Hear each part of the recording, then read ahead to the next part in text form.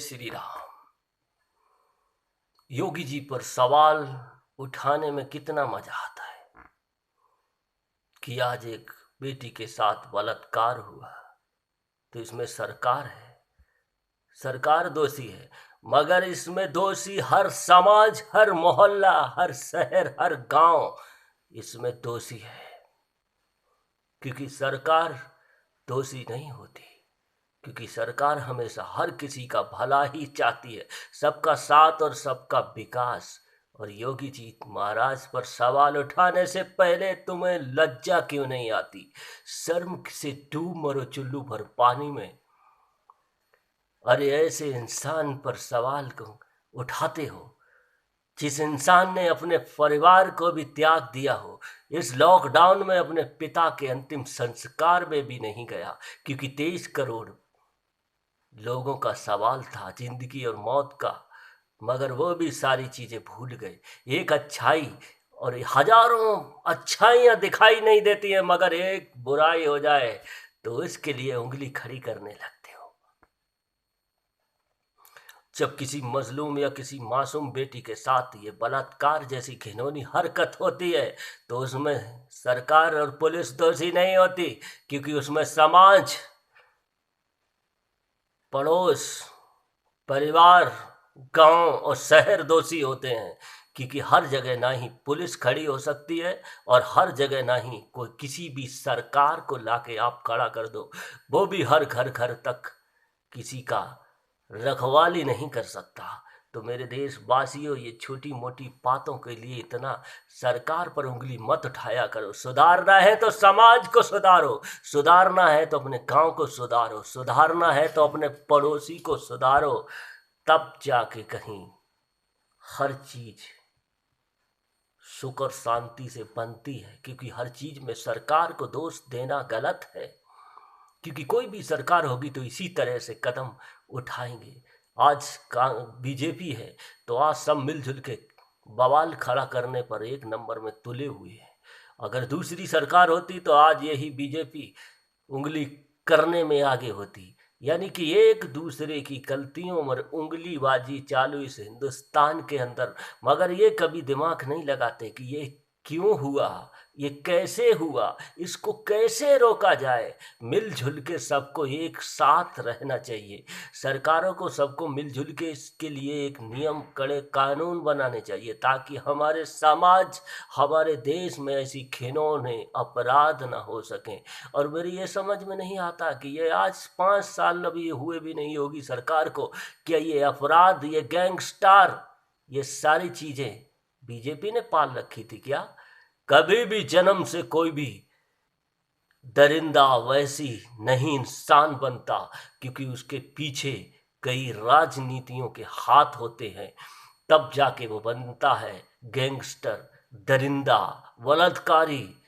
तो ये सारी चीजें बहुत पहले की हैं, मगर जो योगी जी ने जो इतना सफाया किया है इस उत्तर प्रदेश का, इसके लिए किसी ने भी बधाई नहीं दी होगी कि वाह क्या काम किया।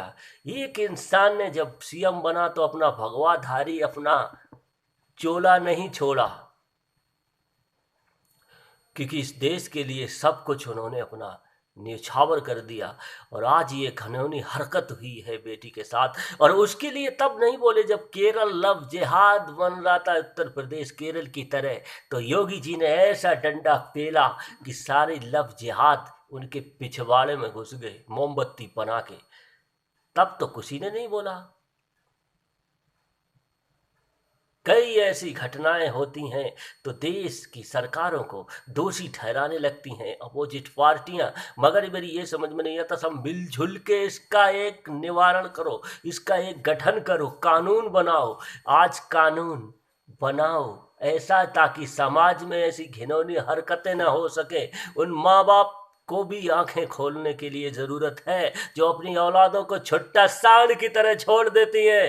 कहीं भी जाके मुंह मारो जाके, तो अपनी औलादों को भी घर में बिठाओ, वरना ऐसे ही सूली पर चढ़ते रहेंगे बलात्कारी, और चुल्लू भर पानी में डूब मरने की हैसियत हो जाती है परिवार वालों की जब कोई औलाद ऐसा घिनौना हरकत करता है। मेरे देशवासियों, तो इसके लिए बहुत कुछ सीखना है और करना है। समाज जब जागरूक होता है तभी स्वच्छ पवित्र बनता है। ऐसे नहीं, सरकार हर किसी के मानसिक को गठन नहीं कर सकती है। इसके लिए तो हर किसी इंसान को अपनी सोची समझी साजिश की तरह अपना जीवन अपने आड़ पड़ोस की तरह साफ सफाई रखनी होगी, क्योंकि समाज जब जगेगा तभी देश उठेगा। तो अभी वक्त है मेरे देशवासियों, हाथ जोड़ के प्रार्थना है, सरकारों पर दोष मत करो, दोषार पर ये छोड़ दो। क्योंकि आज ये बात एक बेटी की नहीं है, एक दलित बेटी की बात नहीं है, या इस किसी क्षत्रिय या ब्राह्मण की बेटी की बात नहीं है। बात है कि ये सब क्यों हो रहा है, किस लिए हो रहा है, इसको किस तरह से रोका जाए। सरकार बदलने से ये अत्याचार और ये बलात्कार खत्म नहीं होते मेरे देशवासियों। क्योंकि सरकार कोई भी हो, जुल्म तो होता ही रहेगा, जुल्म तो होता ही रहेगा। तो ऐसे कदम उठाओ, ऐसे कदम उठाओ मिलजुल के सब देशवासियों कि ये जुल्म ऐसे ना हो। ऐसी गंदी सोच वाले इंसान इस देश में पनप ही न पाए, क्योंकि पौधा ही न उग पाए ऐसा। इसलिए सोच समझ के सब चीज़ें करनी चाहिए। सरकार कोई भी हो, किसी को दोष नहीं देना चाहिए, क्योंकि सरकार घर घर और मोहल्ले मोहल्ले तक रखवाली के लिए नहीं जा सकती है। इसके लिए तो माता पिता को अपने बच्चों को ही रखना पड़ेगा अपनी निगरानी में। अपने पुत्रों को एक खुले सांड की तरह छूट नहीं दी जाती है, और अपनी बेटियों को भी खुले छोड़ा नहीं जाता है। मार्केट में घूमो, कहीं भी घूमो, इधर उधर बहुत जरूरी है अपने माता पिता की नज़र उन बच्चों पर, क्योंकि बहक जाते हैं वो दरियाए जो समंदर की तरह उफान भर लेते हैं, और जब थमता है तो एक गटर की तरह पानी बन जाता है। तालाब छोटे छोटे होते हैं, वो भी अपने आप को समंदर की तरह और गंगा की तरह पवित्र समझते हैं, और जब बारिश थम जाती है तो वही पानी सड़ने लगता है, क्योंकि गंगा मैया ही रहेंगी। ये छोटे मोटे तालाब या गड्ढे बुड्ढे नहीं कभी भी गंगा का सामना कर सकते हैं। तो ये सारी चीजें इसलिए नहीं है कि इसने बलात्कार किया सबको फांसी चढ़ा दी जाए। ये समस्या फांसी चढ़ाने से खत्म नहीं होगी मेरे देशवासियों। ये समस्या जब खत्म होगी कि ऐसे अपराध क्यों हो रहे हैं, हमारे समाज में ऐसी कीड़ापन कुत्तापन कौन सी नस्ल है जो हमारे देश को बर्बाद और तबाही की राह पर खड़ी है। जो ऐसी सोच रखने वाले क्यों हैं ऐसे इंसान, उनके लिए क्या सोचना चाहिए। मोहल्ला को, गांव को, शहर को, सबको मिलजुल के ऐसी गंदी सोच वाले इंसानों को बदलो।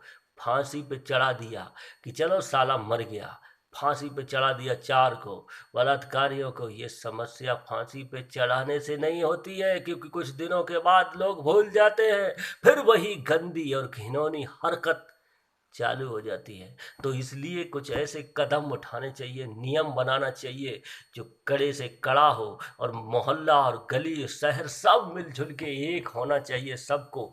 तब जाके कहीं बनेगा स्वच्छ भारत, तब जाके राम राज जाएगा। लोग कहते हैं कि योगी सरकार में राम राज्य कैसा है, तो राम राज्य में भी ऐसे घिनौने हैं अपराध हुए हैं, मगर उस अपराध के लिए युद्ध भी किए गए हैं, क्योंकि जैसी करनी वैसी भरनी। भगवान राम ने स्वयं ऐसी घिनौनी हरकत करने वालों के साथ युद्ध किया है। और जब महाभारत में युद्ध हुए थे, किस लिए हुए थे मेरे देशवासियों, उस टाइम भी श्री कृष्ण भगवान थे, मगर उनके टाइम पे भी ऐसे घिनौनी हरकतें हुई थी, मगर तब भी उसका अंजाम बहुत बुरा हुआ था। तो इसलिए अभी वक्त है मेरे देशवासियों, हाथ जोड़ के प्रार्थना है, अभी भी सुधरो। ये सारी चीजें ऊंच नीच, ये बलात्कारी का कितना बड़ा ठप्पा होता है जो जिसके जीवन में लग जाता है 7 जन्म तक मदर चोदो, ये पूरी नस्ल ही बर्बाद हो जाती है। जब 7 जन्म लेती है उस परिवार के इंसान, तो ये एक बलात्कारी पूरे परिवार के माथे पर ठप्पा लगा जाता है बलात्कारी का। तो इसलिए शर्म करो, बेशर्मो। हे भगवान, मेरे हाथों की लकीरों में ऐसा लिख देना ताकि मैं जी सकूं। हे भगवान, हमारी हाथों की लकीरों में ऐसा लिख देना कि बेशक तुम गरीबी से गरीबी दे दे, मगर कभी बलात्कारी मत लिख देना। हे भगवान, ऊपर बैठे बैठे तू क्या देख रहा है? तुझे हर कोई दिखाई देता है, हर अपने मंदिर की घंटी और आरती की आवाज दिखाई देती है, सुनाई देती है, मगर किसी मजलूम मासूम बेटी की चीखें क्यों सुनाई नहीं देती? क्यों सुनाई नहीं देती?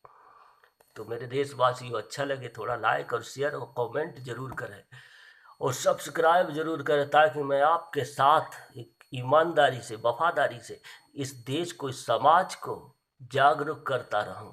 मेरे देशवासियों, हाथ जोड़ के प्रार्थना है, उन माता पिताओं से पूछो जिनकी औलाद बलात्कारी होती है, उनके परिवार पर कितने जुल्म होते, कितने दर्द झेलते हैं वो, और जिसकी मासूम बेटी के साथ बलात्कार होता है, उसका तो जीना ही हराम हो जाता है। न वो जी सकते हैं और न ही मर सकते हैं। इसलिए हर किसी की बेटी की रक्षा करो, सब मिलजुल के।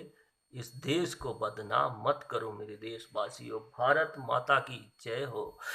अच्छा लगे थोड़ा लाइक और शेयर जरूर करें, ताकि हर किसी के दिल के पास पहुंच जाए उस भगवान तक जो भगवान ने इस धरती पर भेजा है।